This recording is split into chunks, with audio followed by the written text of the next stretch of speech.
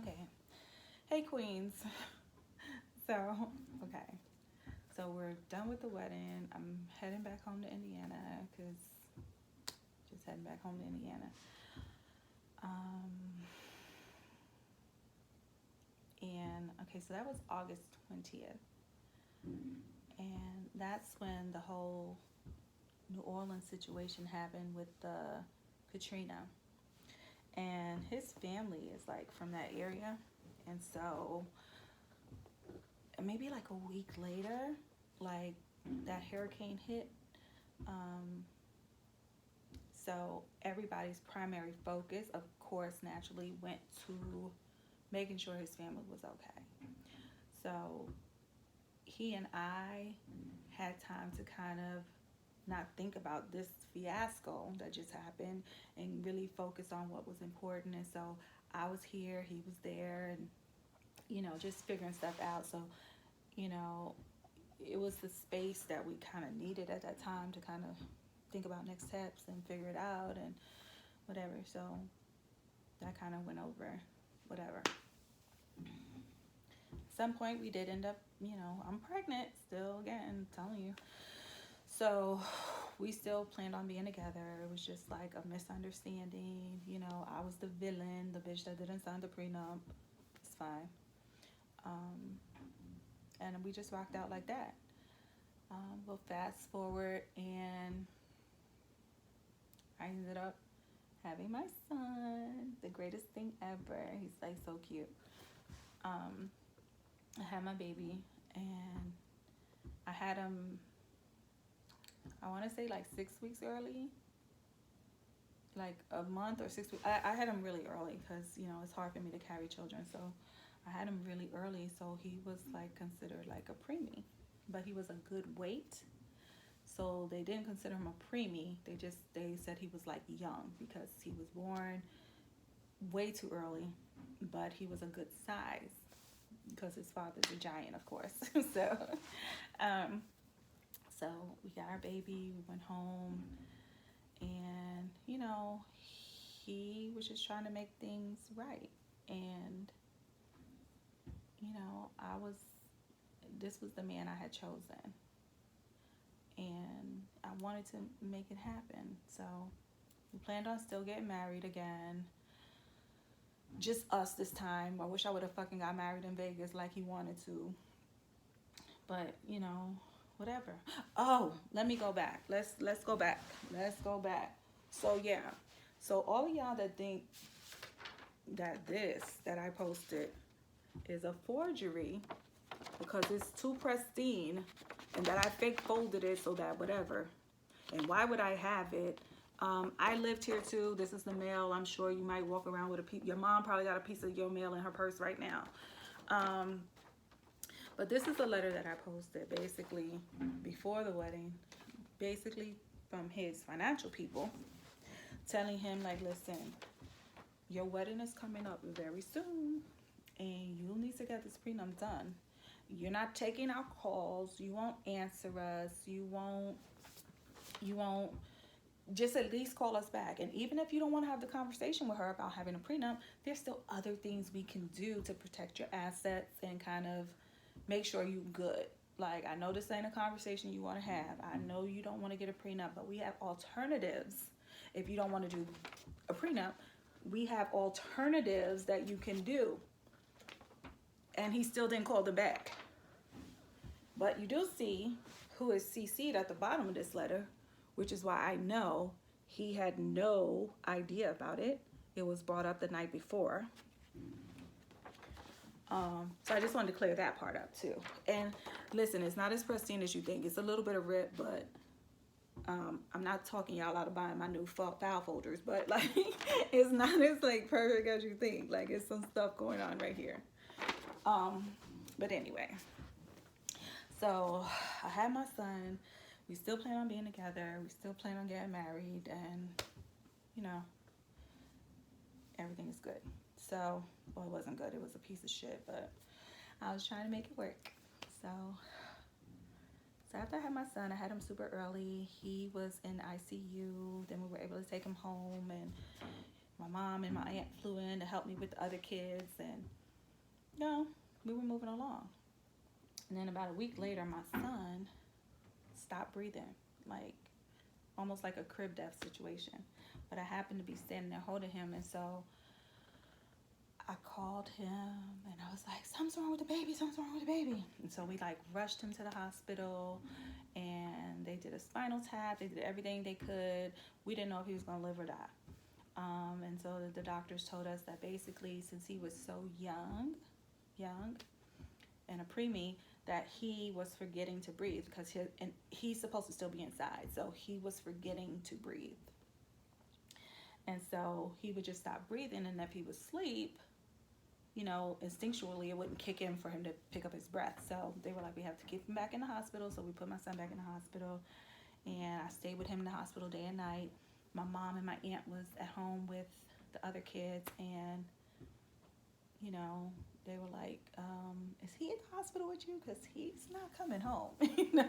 And I was like, no, you know, but it's embarrassing to tell your mom. So I was like, he was like, you know, I would make excuses for him still.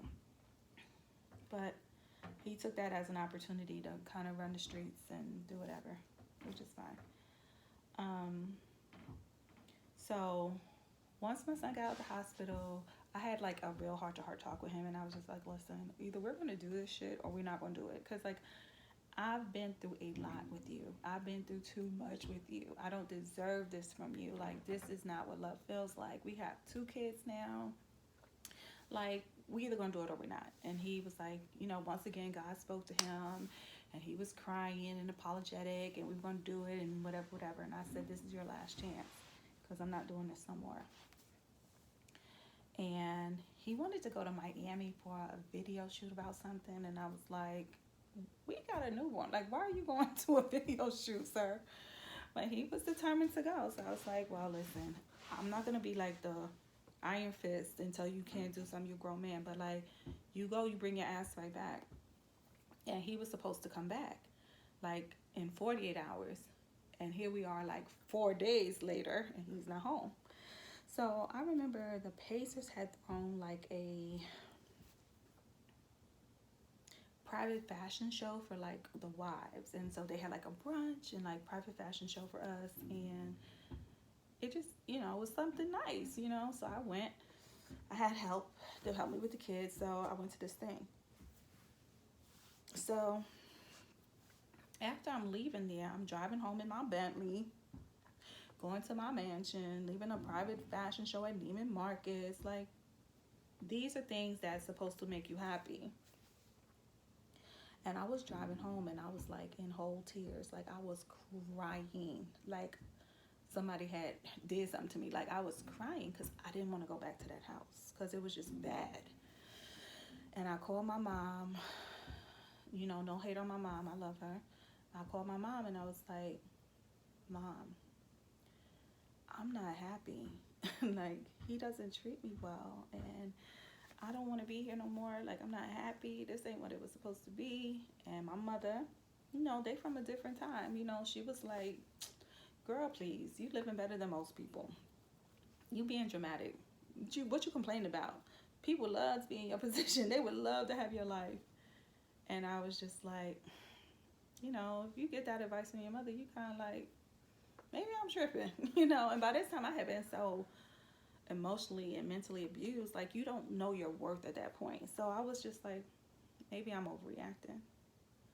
So I get to the house, I pull in the driveway. I know the kids will be home from school any minute, so I kind of rush in my bedroom, and I'm like trying to gather myself. I'm like laying on the bed, and I'm like, okay, the kids gonna be home, let me wash my face. So when they come, they don't see me crying or whatever. So I get up, like not paying attention, and I run into the bathroom, and I like hit my toe on the bedpost, and that shit hurt like hell. So then I started like super crying, and because it was hurt, like my pain, like it wasn't a cry from before, but it was a cry from me hurting my toe. And at that moment, my daughter, that's why I tell you, God really sent me the best kid. Like, my kids have saved my life. My daughter ended up running in from school and ran into my bedroom, and she was like, Mommy, mommy, mommy. And I'm trying to rush in the bathroom and clean my face off at the same time. And she's like, Mommy, what's wrong? You crying? What's wrong? Daddy sad you? And I was like, huh? She said, you're crying. Did Daddy sad you? And at that moment, I was just like, wow. Like, this girl thinks she's already at 2. She had just turned 2. Already knew, like, every time she seen me cry, it had something to do with her dad. Inadvertently. Because, like, we didn't really necessarily fight in front of her. You know, I never, she's 2, so I'm not going to have a whole conversation with a 2-year-old. So it's not like I was telling her anything. It was just like, kids are smarter than y'all think. And so she kind of said that to me, and it kind of like woke me up to the bullshit. So I was like, you know what? I can't leave for me. I can't leave because my homegirls done told me to leave him because he ain't shit. I can't leave because I couldn't leave for me because that's who I wanted to be with. But when my daughter said that to me, I was able to get my strength together and leave for her because I didn't want her to grow up thinking that that's what love was supposed to feel like. Like, and I'm going to tell y'all too, and I'm sure the men done left by now, so I'm going to go ahead and tell the ladies. But ladies, I'm going to tell y'all something. The first man that a girl falls in love with is her father. And she's going to spend the rest of her life looking for him. And I known everything that I had gone through with this man, and I didn't want that for my daughter. So I was like, I gotta go. So he was on a road trip, and he was scheduled to come home in like 2 days. And I just packed what I could pack. Like, I had 3 little suitcases, me, my son, my daughter, Stacky, and I called my aunt, and I said, I don't think I could stay here anymore. Can I come stay with you? And she was like, what happened? And I was like, I was breaking down, like, just basically telling her, like, a little bit of everything was going on. And she was like, do you have money for a ticket? I was like, I could get money for a ticket. And she was like, well, come on, bring them kids and come on. And that's what I did. And my hairdresser, Peanut, Peanut, he's so sweet. Him and his wife, Carol, they were great friends of mine. I was introduced to them by the O'Neills. And so he became a good friend, and he was like, whatever you can't take, if you can't, whatever, you can leave it in my garage. So I think, like, I left a couple bicycles and maybe a video game system and just, like, stupid stuff that I couldn't take. I left it in his garage, and, we packed our little suitcases and we went to Baltimore. So, and again, another thing. So this whole thing where he's telling you guys that I have aliases and I moved around, this is why I moved around. Like, but it wasn't me, and it wasn't me trying to get money. Matter of fact, I have some more receipts for y'all for being patient with me. Thank you. So right here again is a whole nother document. Look at the date. Look at who's the plaintiff. Can you see it? Who's the plaintiff and who, once again, is the defendant. Like, I'm never dragging this man to court. Once or twice because he needed to pay for his kids, but that's this whole done thing. But basically, this is a document that basically says, like, where we live. So we got to that point because at that time, I had left. I moved in with my aunt, and I was like, okay, he needs to help me because my aunt's on Social Security. I'm not working, so I called him one day, and he is in, I think he said Vegas, I don't know, with the woman he did end up marrying after me. And I was like, listen, Taylor's 2. She can eat what we eat, but I have an infant. I need Similac, and I need money for Similac because my aunt's on Social Security. I don't have any money. Like, what can you do? And this man told me, you decided to leave. Ain't nobody tell you to leave. But since you wanted to leave, I'm going to make you suffer. I ain't saying you nothing. And you got to stop calling me and ruining my good time. I hung up in my face. So I was like, you know what? whatever. But my aunt and, rest in peace, auntie, and her ex-husband, my Uncle Rufus, kind of stepped up and helped me take care of my kids until I could kind of get to accord and kind of figure out what I needed to do um, to kind of get us through to the next steps.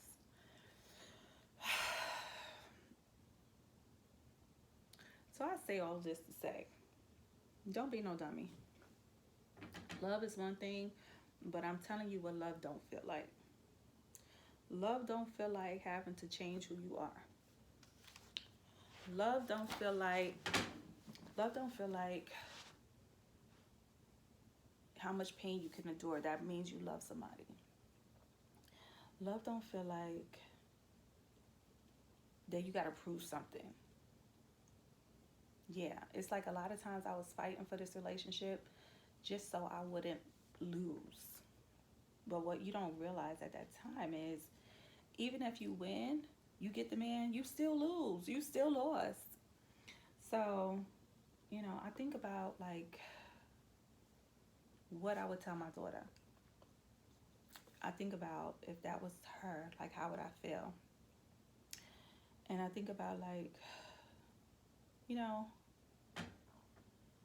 I just feel like I went through all, I'm going to tell you what keeps me through it. Like, I feel like I went through all of that so that my daughters wouldn't have to. I paid her debt for her. I paid her debt for her. So she don't ever have to go through that. And I'm telling you girls this today because, like, I'm telling you, like, I paid your debt. Listen to what I'm telling you. I paid your debt. You don't have to go through this. You're free to go. You're free to go. First time he called you a bitch, you're free to go. The first time he uses money as a weapon against you, you're free to go. The same time you feel like you got to compete with another woman, like who gonna do the best backflips and bust it open on a handstand, you're free to go. I paid that debt for you. If you got to walk into a room with your man and you looking at every bitch in there because you don't know if he done smashed one of them and you feeling self-conscious and uncomfortable and embarrassed, you're free to go. I paid your debt. Like, the same way he felt he was reaching out to homeboys and telling them, stay away from bitter black bitches. I'm telling you girls, y'all are better than that. That's not why God put us here. If you read your Bible, the Bible say when you find a wife, you find a good thing. You're a good thing. Don't let nobody make you feel like you're not a good thing. You're a good thing. I don't know. I didn't even have to do all this, but I just really felt like I was holding my story for so long. I've held this thing for like years. And I took the L, but I think at a certain point, you got to stand up for yourself. And I think, once again, my daughter saved me. Because even when all this stuff came out, my daughter was like, well, is this true? And I said, no. And I told her the story, whatever. And she said, well, you should defend yourself. You have a right to defend yourself. And I told her, well, your dad has a huge platform. Like he told me, I'm on Showtime. Everybody got Showtime. I'm about to ruin you. So it's like, do you want to get into this battle and rattle the cage? But I just feel like I need to speak up at a certain point. Like, I can't tell her to stick up for herself, but at the same time, I'm still allowing this one man to kind of push me down and kind of like intimidate me into silence. And so that's why I'm speaking. And I don't know. I hope it helps somebody. Like, y'all know me, I don't even be on the internet like that. But for me to be sharing all this business with pictures and documentation and all this stuff, I'm not doing it for me because I already know this. My family knows all of this. Like, everybody that knows me know what happened that day and whatever. But I'm doing this because once he put all that stuff out and I defended myself and he started attacking me, I got so many DMs from girls and women like, thank you for saying something. I'm in a relationship like that right now with another athlete and, nobody's ever going to believe us. They think we're always out for money, but like you fall in love with people and it's just, it's bigger than us. I have, men that have punched girls in the stomach to abort kids that they didn't want to do. I have people in my DM telling me about, you know, the things they did for a man that not even is in their character, but they was manipulated so hard because women love hard. And so that's why I'm telling y'all my business, because you're not alone. I don't care if you on food stamps and not working, or you run a Fortune 500 company. Like, we are all women. We all love the same. You can't help who you fall in love with. Some have money, some don't have no money. You know, some are handsome, some are not. Some got some good D's, some don't. It's like, you can't help who you fall in love with. And the best that you can hope for is that you give your heart to somebody who deserves it and who is going to preserve it and take care of it. Point blank in the period. So, that's why I'm giving y'all my tea. Part of it was to clear my name, but part of it was to help other people, you know. Let me see what else. Oh, so all these pictures and documents, you know what I want to say too, I really appreciate all you guys who think that I am so clever that I can take a document from 15 years ago and I can, you know, I worked in finance. I was an analyst. So I know most financial agencies, they have what you call custom fonts. So that sans script you have on your computer, they don't have that. They have custom fonts. And so for you to think I can recreate this, thank you. I'm not even that smart to do all of that. For you to think that I can find 4 people who worked at that particular firm at that time, at that year, and also know their credentials, their CPA, their Juris Doctorate, to forge somebody's whole signature. This isn't a copy, it's real ink. I know you guys think I typed this up, but yeah, no.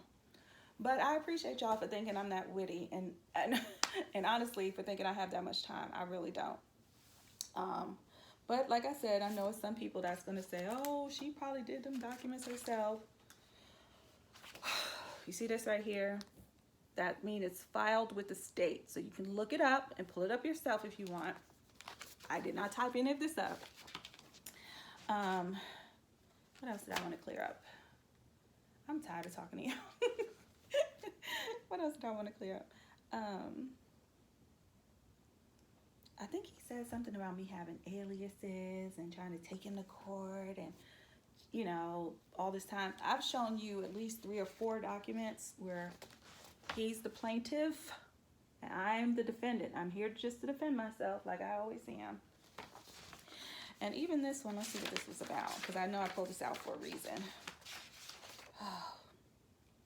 Oh, jurisdiction. Okay, so we're on that topic. Let me get my readers again, because y'all know I don't want to misquote anybody or give anybody a misrepresentation. I want to read you word for word so y'all don't accuse me of being trifling again. So this basically says, and I'm gonna give it to you. I'm not gonna leave it up there, but I'm gonna just read it to you. But I want you to, I know y'all are witty, y'all are screen catch it and be able to scroll, make sure I said word for word later. But this is the document. This is the document. For those who don't read, I'm gonna read it for you.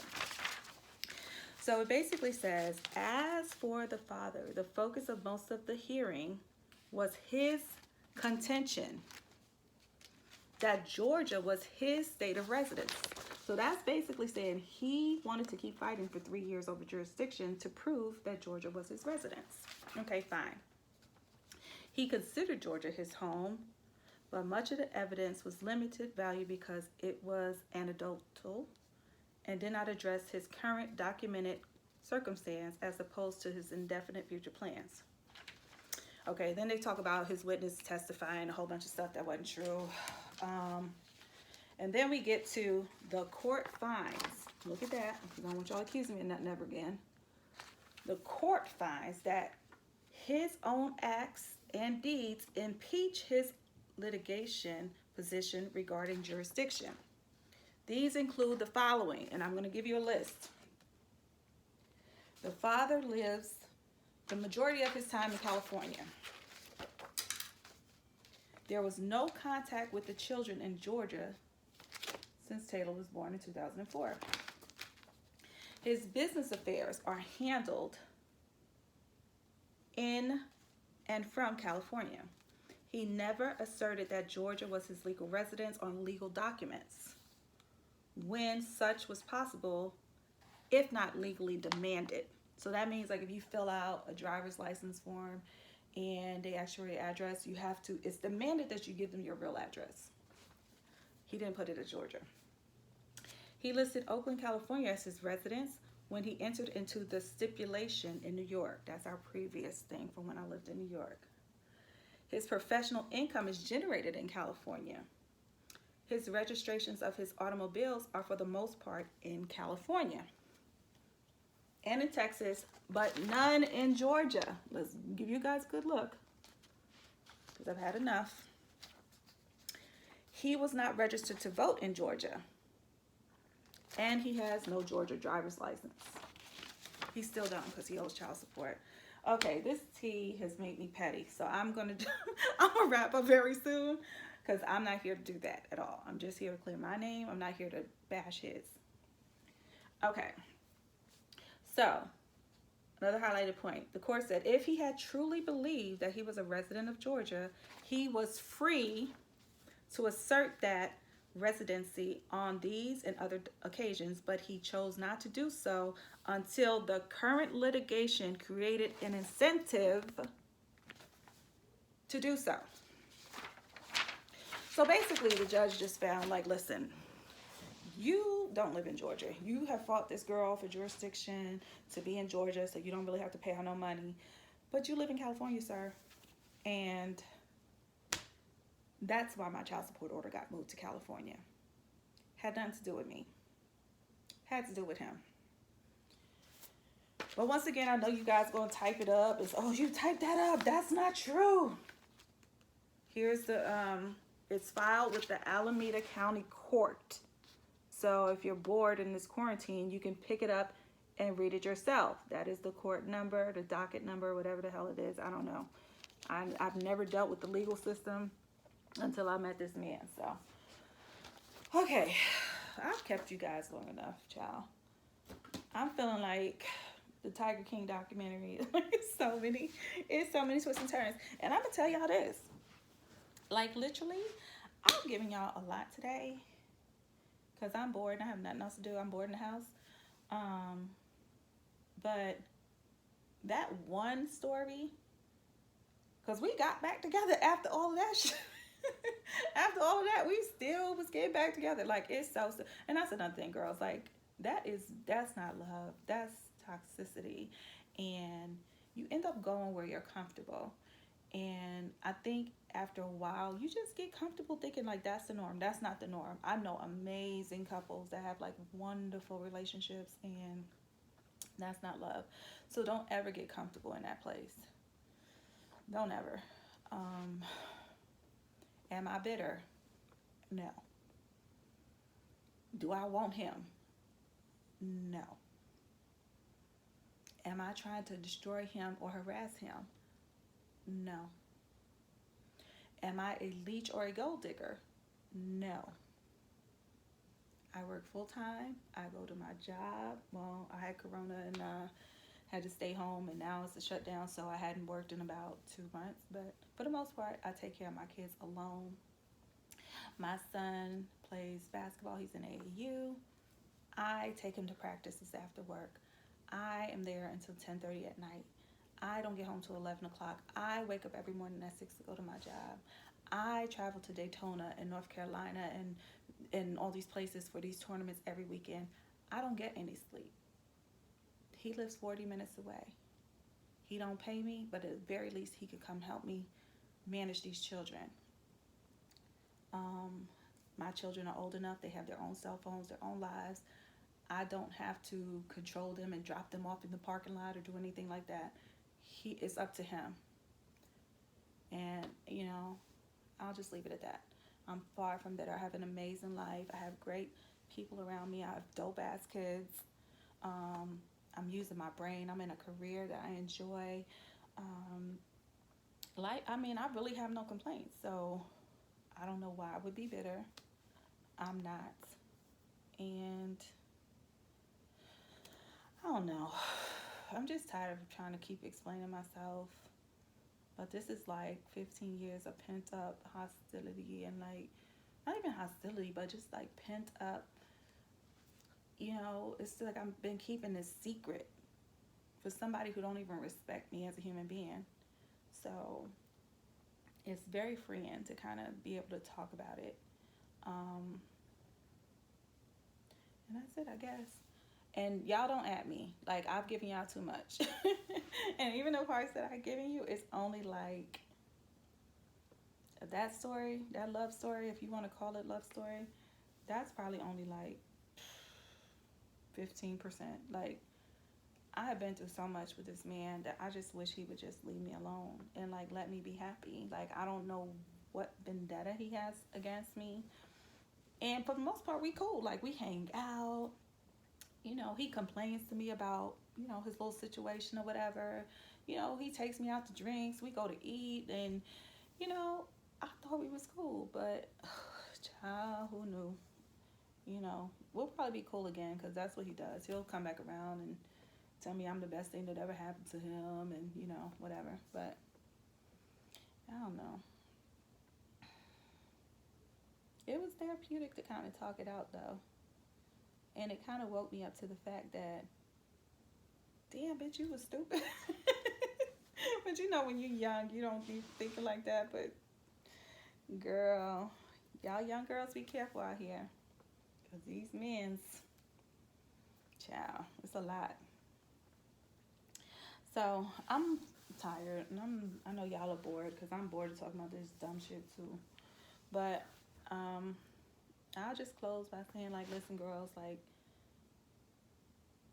your mate will make you feel proud, empowered, better, smarter, more invincible. You won't have any doubts, any fears. You will feel like you can trust them with your eyes closed. Like, that's my biggest thing now. When I meet men, I'll be like, listen, can I trust you with my eyes closed? Because that's a huge deal.